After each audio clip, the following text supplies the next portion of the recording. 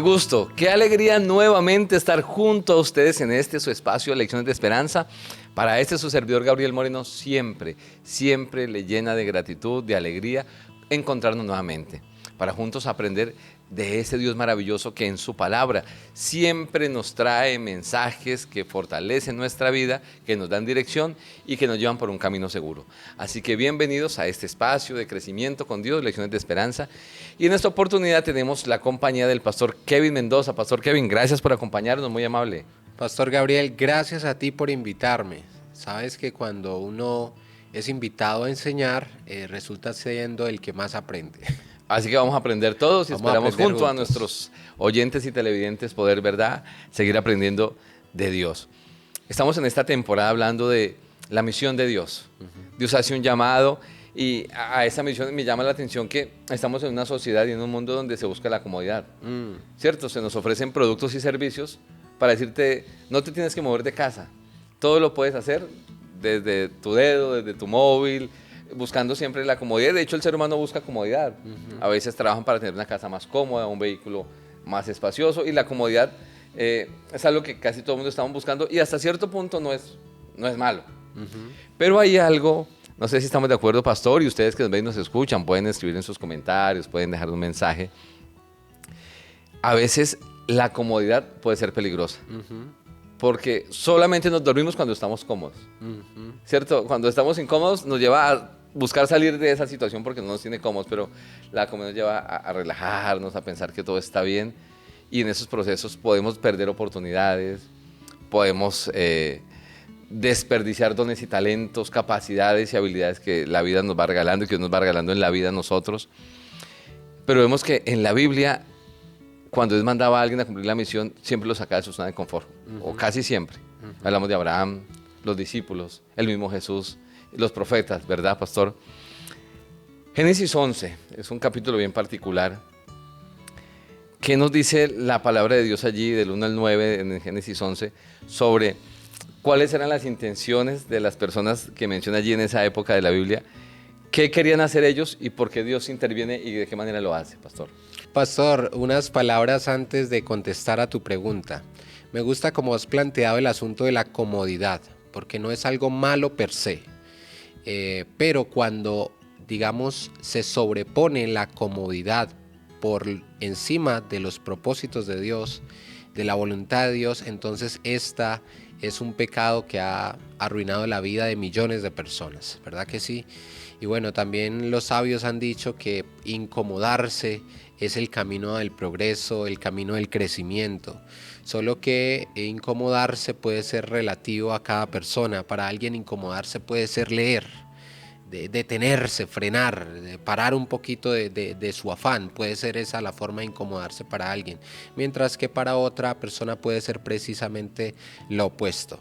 Entonces la comodidad no es algo malo per se, pero cuando la anteponemos a la voluntad, al propósito, al sentido de Dios, entonces se convierte en un problema. Y luego también entender que incomodarse tiene un significado muy particular para cada persona, ¿cierto? Dicho esto, también agregaría algo sobre el texto que es nuestra base para la lección. Y recibiréis poder cuando haya venido sobre vosotros el Espíritu Santo y me seréis testigos. Me encanta, pastor, porque esta es la reformulación de la Gran Comisión. Jesús dio la Gran Comisión 2 veces. Una como está presentada en Mateo y luego también como Jesús la presenta en Hechos. Es la misma tarea dicha con otras palabras. En la de Hechos, Jesús resalta que la Gran Comisión es ser. Me seréis testigos, o sea, la Gran Comisión es lo que tú eres, el tipo de persona en la que tú te conviertes es el mensaje que Dios quiere enviarle al mundo, y a través de ese tipo de persona que tú eres, lo que tú eres, me seréis, el verbo ahí ser, el mismo que se había usado en el Antiguo Testamento para la misión de Israel, y que ustedes serán testigos, me seréis testigos al mundo, es la misma Gran Comisión. Esa es la tarea que Jesús presenta, y qué bonito recordar esto, pastor, porque a veces pensamos en la Gran Comisión solo en términos de cambiarle los conceptos a los demás, pero aquí Jesús presenta la Gran Comisión como lo que yo soy, y luego lo que yo soy se contagia a los demás, luego lo que yo soy se convierte en un polo gravitacional que atrae a los demás hacia Cristo Jesús con una fuerza incontenible. Así que la Gran Comisión, me gustaría resaltar en Hechos, como Jesús la presenta, es ser. ¿Quién eres tú? Es lo que Dios quiere predicarle al mundo, en lo que te convierte.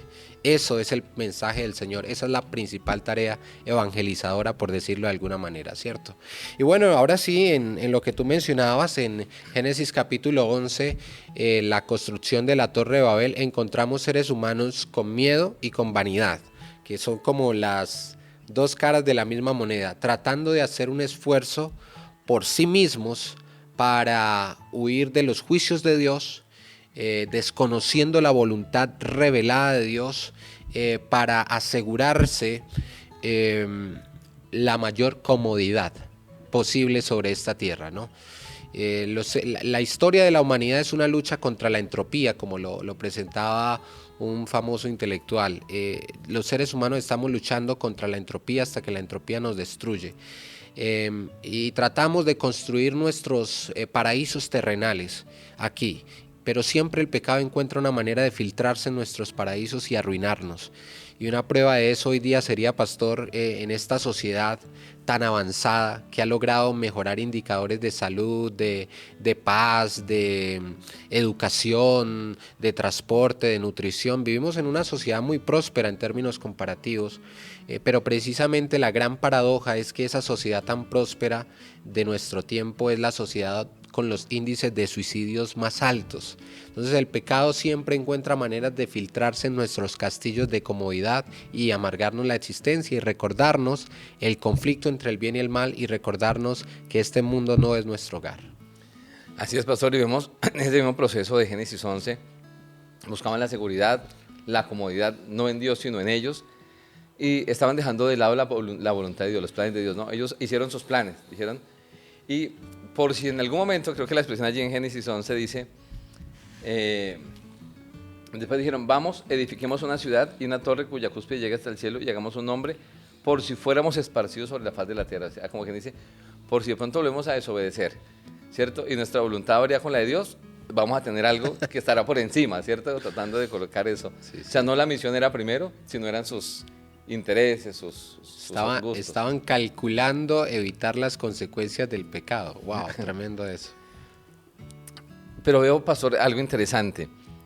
Eso es lo que nos enseña esa historia sobre Babel. Dios tiene que venir a venir allí y colocar como en orden las cosas, los dispersa, diciendo, este no es el plan. Y se cumple el plan de Dios porque ahora van a otros lugares y empiezan a cumplir el plan de Dios a donde van, ¿no? Son dispersados sobre la tierra y empiezan ya, al no tener esa psicología de masa de rebelión, empiezan a tener su encuentro personal con Dios, y entonces sus vidas empiezan a cambiar y empiezan, como se dice, a ser testigos de donde quiera que están, ¿no? ¿Iba a mencionar algo allí, pastor, usted?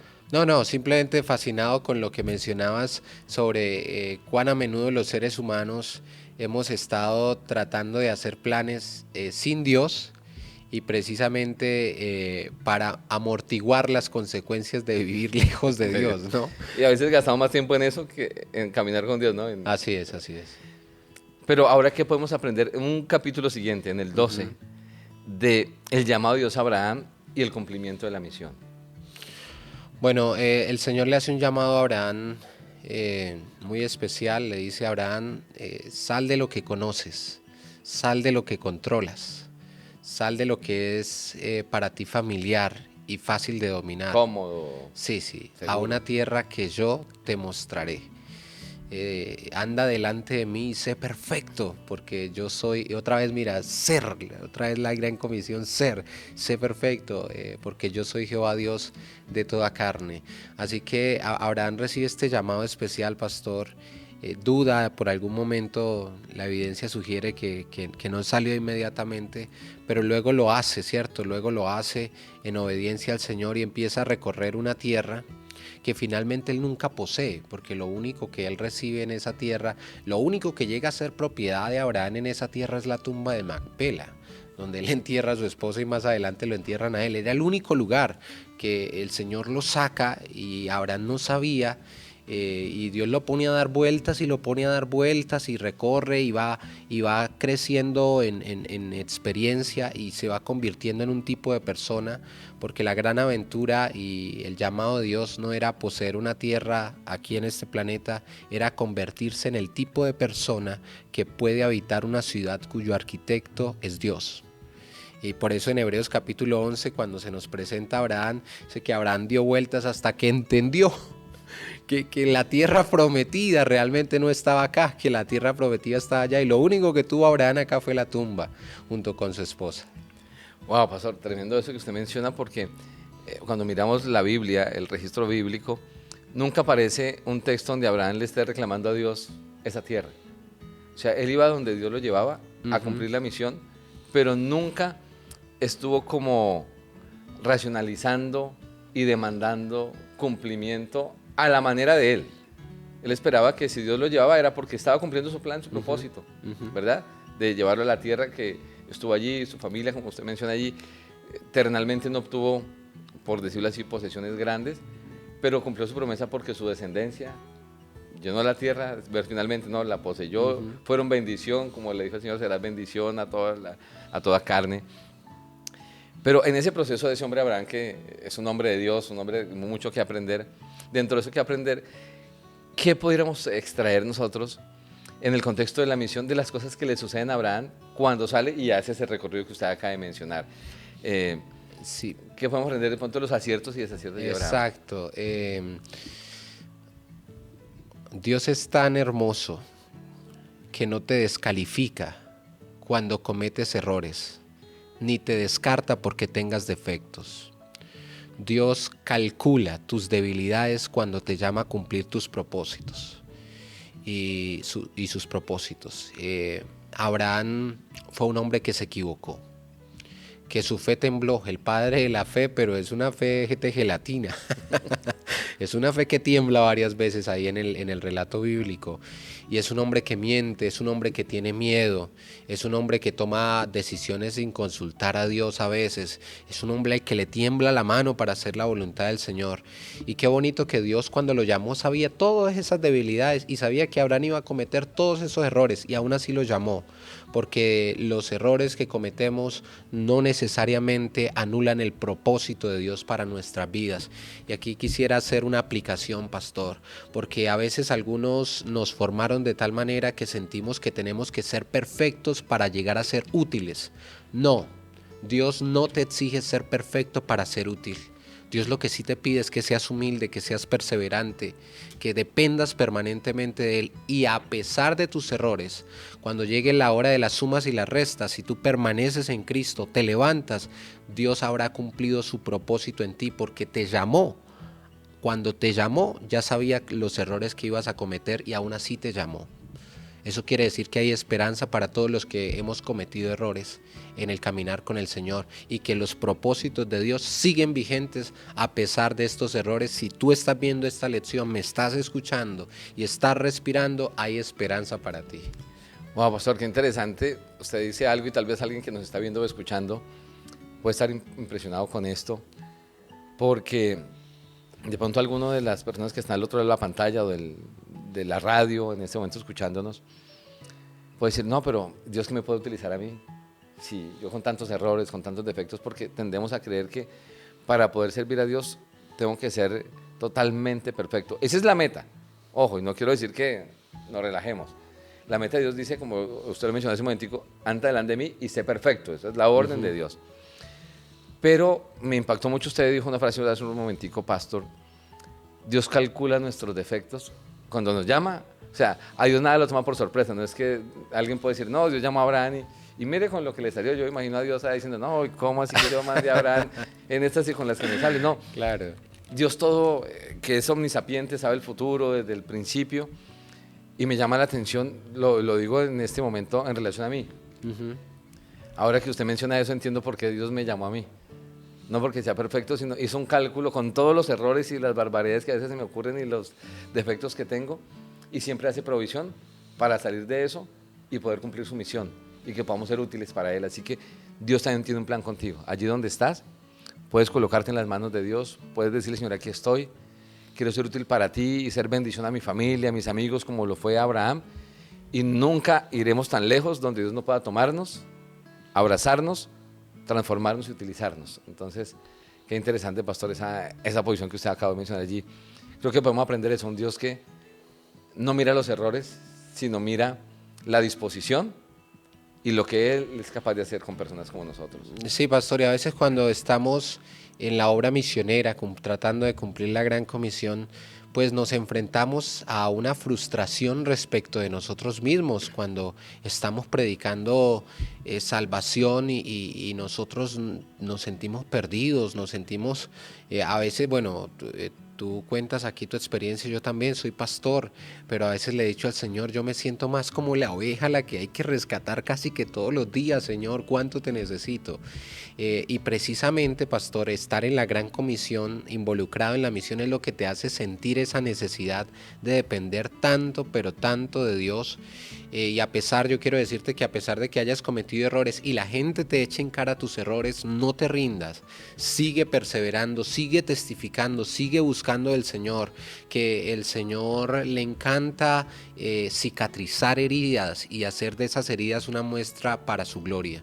Así que a pesar de tus luchas y debilidades, sigue predicando. Mira, nosotros hemos visto testimonios de personas con unas luchas, con unos vicios, que predican, que tratan de compartir el evangelio. No es lo ideal, pero lo hacen. Y a veces sus conversos, las personas que ellos ganan para Cristo, llegan más lejos que ellos en el proceso de santificación, llegan más lejos que ellos en el alcance de su ministerio. Y todo eso es para gloria de Dios y para también decirte a ti que de pronto estás luchando y al tiempo tratas de testificar que lo que estás haciendo no es en vano y que con la sangre de Cristo Jesús el Señor lo acepta y lo usa. Así es, pastor. Y hemos en ese mismo proceso de Dios de insistir en utilizarnos a todos. ¿Qué podemos aprender, pastor, de esa dispersión que Dios permite en la iglesia apostólica, como esa diáspora donde están todos unidos, reunidos como amigos, como hermanos, cercanos, pero en el momento donde tienen que dispersarse, alejarse? ¿Qué sucede allí? ¿Qué lecciones importantes podemos tomar allí de esto, pastor? En Hechos se menciona esto, ¿no? Hechos 8, Hechos 9... Bueno, a los seres humanos nos encanta tratar con la gente que resuena con nuestras ideas. Recuerdo a un gran líder, y me voy a permitir aquí su expresión literal, aunque es un poco fuerte, que dijo, cuando yo era joven y tonto, me gustaba rodearme de personas que pensaran igual que yo en mis equipos de trabajo. Pero luego me di cuenta que era un error, que uno necesita precisamente la confrontación de ideas para crecer, porque aquí no se trata de que mis ideas prevalezcan, aquí se trata de que la obra de Dios avance con mis ideas o con la de otros, y yo debo tener la grandeza espiritual para reconocer cuando el Señor está hablando a través de otro. O sea, Moisés hablaba cara a cara con Dios, y un día el Señor usó al suegro para darle un consejo, y Moisés tuvo la sabiduría y la humildad para reconocer el consejo de su suegro, a pesar de que era el hombre que hablaba cara a cara con Dios, ¿verdad que sí? Entonces, como a nosotros nos gusta rodearnos de gente que piensa igual que nosotros, qué rico estar entre cristianos y qué rico compartir, y eso es muy bueno y es bíblico y es hermoso y hay que consolidarlo y promoverlo, esa cultura del cariño, del afecto, de la fraternidad. Pero qué peligro en convertirnos en un micromundo, encerraditos como el pez que está en esos 2 litros de agua en la pecera y piensa que ese es todo el agua que hay en el mundo. No, el pez no pertenece ahí, él pertenece a los ríos, a los océanos. Entonces los cristianos a veces nos juntamos en peceras felices nosotros, aquí pasándola bueno, haciendo congresos, haciendo actividades en el micromundo de nuestra iglesia, de nuestra comunidad de fe, y resulta que el llamamiento es hacer sal de la tierra. Entonces el Señor permitió la persecución también, no solo por los propósitos de Dios siempre son multiformes, pero también permitió la persecución para que la iglesia no se encerrara, sino que saliera y fuera luz al mundo y plantara nuevas congregaciones y el reino de Dios se pudiera expandir. Entonces de esa persecución yo creo que podemos aprender que Dios nos está llamando por las buenas o por otras maneras, ¿cierto? Hey, hijitos, no seamos egoístas. Mire, pastor, hay gente hoy, como una señora que me encontré en un parque hace relativamente poco tiempo, llorando. Y no me aguanté, yo me acerqué a ella y conmovido le pregunté por qué estaba llorando. Y ella estaba llorando porque estaba convencida que un familiar suyo estaba ardiendo en el infierno en ese preciso momento. Hay gente sufriendo porque no conoce la verdad de Jesús, porque no conoce la verdad de las Sagradas Escrituras. Y nosotros debemos movilizarnos a tratar de cumplir la gran comisión, a recordar, querido pastor, que la viña del Señor no es la iglesia, la viña del Señor es el mundo. Y nosotros somos los obreros. Pastor, a veces estamos muy preocupados por si el mundo se está metiendo a la iglesia, pero la pregunta más potente es si la iglesia se está metiendo al mundo. Y esa debe ser nuestro enfoque, cumplir la misión. Así es, pastor, me impactó lo que usted dijo, que Dios cumple y nos utiliza para su misión, a las buenas, y yo no diría a las malas, pero a veces nos saca de la zona de confort. Oh, eso está mejor. Y quiero traer a colación algo que me pasó con mi niño estos días para ilustrar esto. Él le gusta, está aprendiendo unas clases de piano, que lo estamos llevando con mi esposa, pero un día tenía pereza. No quiero ir, y esto, y yo le decía, mamá, pues que viene del colegio, está cansadito, y me decía, mamá, no, mi esposa me dijo, no, él tiene que ir porque si no en la vida se va a acostumbrar que cualquier cosita, y yo decía, pero llevarlo, ¿será que no quiere ir? Pero finalmente fuimos, lo llevamos a su clase, como a regañadientes al principio, pero luego de que estuvo en su clase, regresó a la casa supremamente feliz, diciendo, papá, mira, aprendí ahora esto. Y y siento que, por ejemplo, un deportista, llega a ser un deportista de alto rendimiento, pero no es fácil. Le toca sacrificar a veces salidas con amigos porque en ese momento está entrenando, ¿cierto? Así es. No hace ciertas cosas que hacen otros jóvenes de su edad, pero tienen una misión clara. Y a veces Dios permitió esa situación, como usted dice, tenía muchos propósitos muy seguramente para esa dispersión, pero era que saliéramos de ese lugar y, como usted mencionó, salir a impregnar el mundo y espacios como estos. Dios está utilizando la tecnología, la televisión, las redes sociales, la radio, para que la iglesia pueda salir, pero podemos salir nosotros en el colegio, con el vecino, con el compañero de trabajo, abrazándole, dándole el amor de Dios. Pastor, y algo muy bonito es que entre más grande es el desafío de discipular y de evangelizar, más consagración necesito. Amén. Y más se ilumina en mí. Por ejemplo, yo quiero que esta persona le entregue su vida a Jesús y la miro que nada que reacciona. Y Dios usa esa dureza del corazón de Él para revelar áreas en mi vida que necesitan ser trabajadas también. Y eso es lo hermoso de la salvación, que somos salvos siendo instrumentos de salvación, que somos sanados mientras sanamos, bendecidos mientras bendecimos. Pastor, muchísimas gracias por haber estado aquí. Yo le agradezco muchísimo. Vamos a orar, si me lo permite. Claro que sí. Buen Dios, gracias por recordarnos que hay una misión, que aunque imperfectos nos llama, Señor, calculando esos errores nuestros, porque el plan se cumplirá, porque el poder es tuyo y no nuestro. Amén. Permítenos, Señor, colocarnos en tus manos y salir de nuestra zona de confort, poder pedirte en oración que nos muestres qué hacer, con qué personas contactarnos, de qué forma llegar a ellos para mostrarles que hay esperanza, que hay un mundo mejor, que hay algo lindo que tienes preparado para ellos y también para nosotros. Padre bendito, que tu paz sea con el pastor Kevin, con su familia, bendice su ministerio y bendice de manera especial a las personas que están en este momento conectados con nosotros.